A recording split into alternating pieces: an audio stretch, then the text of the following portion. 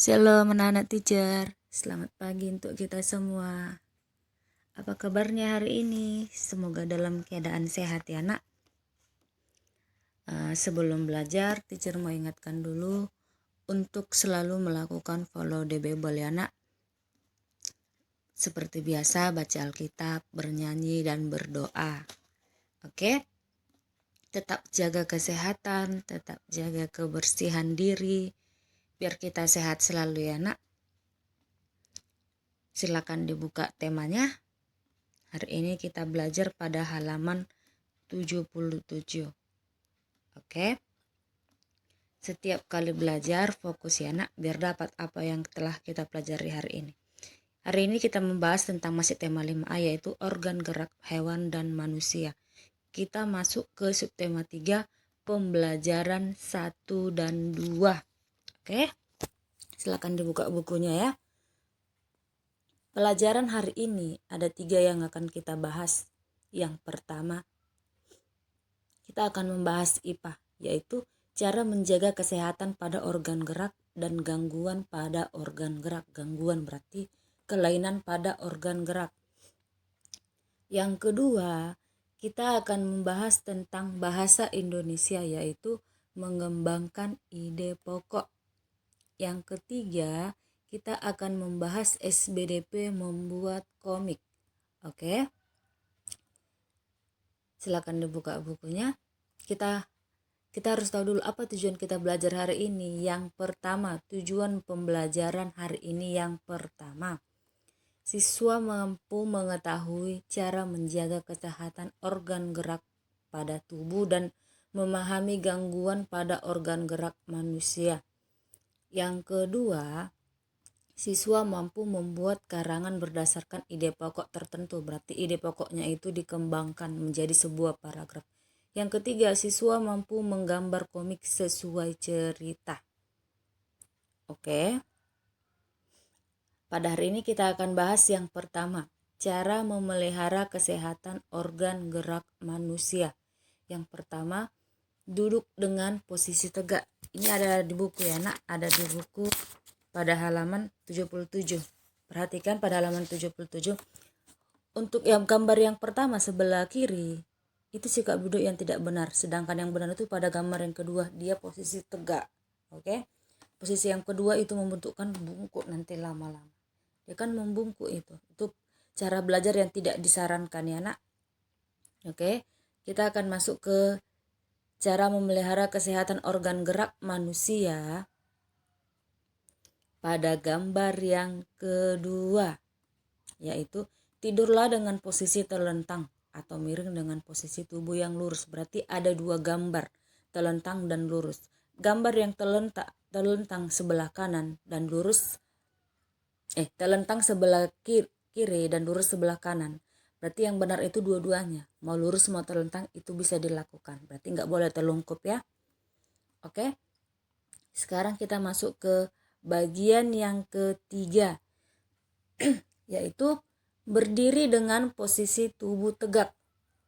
Perhatikan gambar nomor 1, 2, dan 3. Posisi diri yang tegak yang benar itu posisi yang nomor 3. Nomor 3 dari kanan, berarti nomor 1 ini. Itu posisi duduk yang posisi diri yang benar ya nak.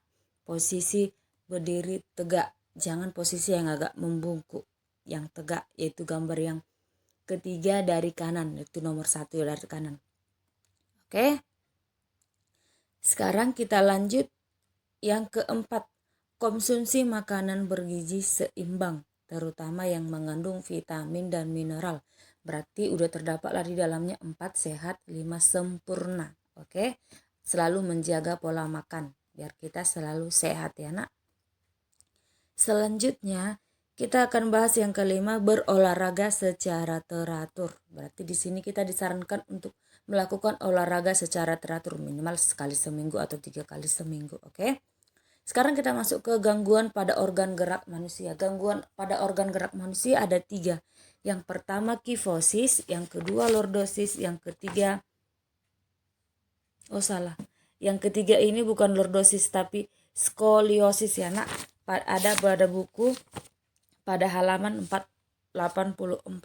Yang ketiga ini skoliosis ya nak, bukan lordosis.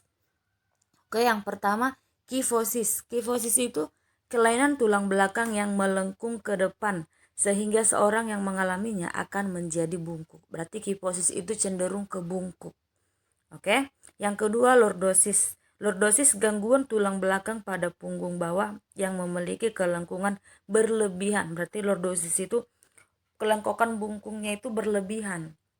Sekarang kita masuk ke yang ketiga. Yang ketiga itu bukan lordosis ya nak, tapi skoliosis.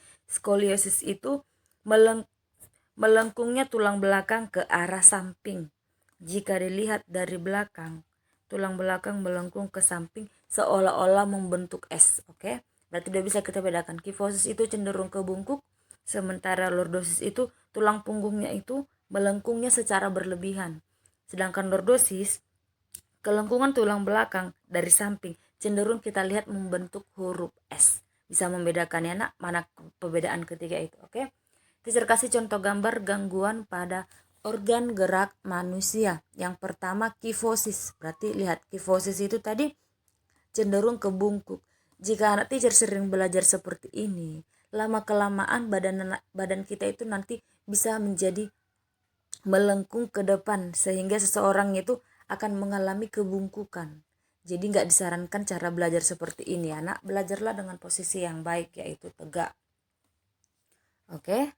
Sekarang kita lanjut ke yang kedua. Gambar yang kedua yaitu lordosis.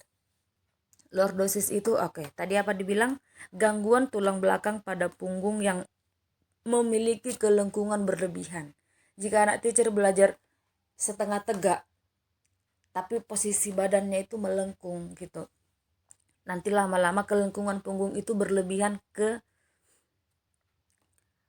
secara memiliki kelengkungan tubuh yang berlebihan. Oke, sekarang yang ketiga skoliosis. Berarti tadi katanya kelengkungan punggungnya itu ke arah samping sehingga seolah-olah membentuk S. Jika cara belajar seperti itu. Kadang anak teacher mau belajar kan posisinya lurus, tapi badannya bengkok dibuatnya, nggak lurus, seolah-olah membentuk S. Oke, di sini ada teacher buat gambar secara keseluruhan. Yang mana kifosis, yang mana lordosis, yang mana skoliosis. Oke, lordosis, skoliosis, kifosis tidak disarankan untuk dilakukan ketika belajar ya nak. Ketika belajar lakukanlah sikap duduk yang benar, yaitu pada gambar yang terakhir. Oke, pada gambar yang keempat. Sikap duduk yang tegak, biar tulang punggung kita ini posisinya tetap tegak, bagus, nggak mengalami kebungkukan, nggak mengalami belengkungnya tulang punggung yang berlebihan, tidak mengalami yang namanya kelengkungan punggung seolah-olah membentuk huruf S. Jadi kelainan yang tiga ini tidak terjadi pada kita. Mulai sekarang belajar posisi tegak ya nak. Posisi duduk yang benar. Gambar yang tadi ada 4 teacher kasihkan. Kifosis, lordosis, skoliosis. Jangan dilakukan biar gangguan pada tulang kita itu tidak terjadi. Kita harus melakukan sikap duduk yang benar. Oke? Itulah sikap duduk yang benar pada poin yang terakhir. Sekarang kita masuk ke membuat karangan berdasarkan ide pokok tertentu. Membuat karangan berdasarkan ide pokok tertentu. Kita akan tahu dulu, teacher ulang kembali. Ide pokok adalah ide atau gagasan yang menjadi pokok pengembangan paragraf. Ide pokok ini terdapat dalam kalimat utama. Nama lain ide pokok, gagasan utama atau gagasan pokok. Dalam satu paragraf hanya ada satu ide pokok. Oke. Di sini teacher jelaskan ciri-ciri ide pokok antara lain. Nomor 1, memiliki kalimat pendukung atau kalimat pengembang atau penjelasan. Yang kedua, ada yang mendukung, baik itu berupa penjelasan atau alasan yang menguatkan inti dari sebuah paragraf tersebut. Yang ketiga, pembahasan contoh dalam membentuk ide pokok, misalnya di bawah ini. Oke. Itulah dia ide pokok. Di sini teacher mengasih contoh salah satu pengembangan ide pokok. Oke. Ide pokoknya teacher kasih judul reptilia. Misalnya ada sebuah teks, tapi ide pokok dari teks itu reptilia. Kata reptilia ini kita kembangkan menjadi sebuah paragraf. Oke. Itu yang dinamakan mengembangkan sebuah ide pokok. dalam ide pokok tertentu. Berarti kita buat ke dalam paragraf baru. Oke, di sini teacher buat reptilia. Reptilia adalah segala jenis hewan yang berjalan melata dan merayap. Contohnya adalah ular, kadal, buaya, dan penyu. Mereka bertulang keras dan memiliki sisik pada kulit. Umumnya mereka bertelur di darat, walaupun ada juga reptilia yang melahirkan anak. Reptilia adalah hewan berdarah dingin. Suhu tubuhnya menyesuaikan suhu udara di luar. Namun hal ini tidak berarti hewan reptilia suka daerah dingin. Reptilia tidak tahan tidak tahan hawa dingin. Tidak ada reptilia yang tinggal di daerah kutub. Oke, inilah salah satu contoh dari pengembangan ide pokok. Udah paham ya nak gimana caranya mengembangkan sebuah ide pokok? Berarti kita disuruh membuat sebuah ide pokok itu ke dalam paragraf baru. Oke, udah bisa dibedakan ya, mencari ide pokok bagaimana, mengembangkan ide pokok bagaimana. Mencari ide pokok sebelumnya udah kita bahas kan. Sekarang kita disuruh mengembangkan ide pokok tersebut. Oke, udah paham kan? Sekarang kita lanjut ke menggambar komik. Di sini teacher kasih contoh menggambar komik. Oke? Berarti anak-anak teacher di sini dituntut untuk lebih imajinasi. Berarti menggambar komik, kita harus mampu menyesuaikan antara komik dengan cerita yang ada. Misalnya yang pasti harus ada dulu ceritanya atau teksnya, baru bisa kita angkat menjadi sebuah komik. Berarti kita rancang gambarnya, kita buat ceritanya. Setelah selesai, baru kita lakukan pewarnaan yang sesuai dengan cerita tersebut.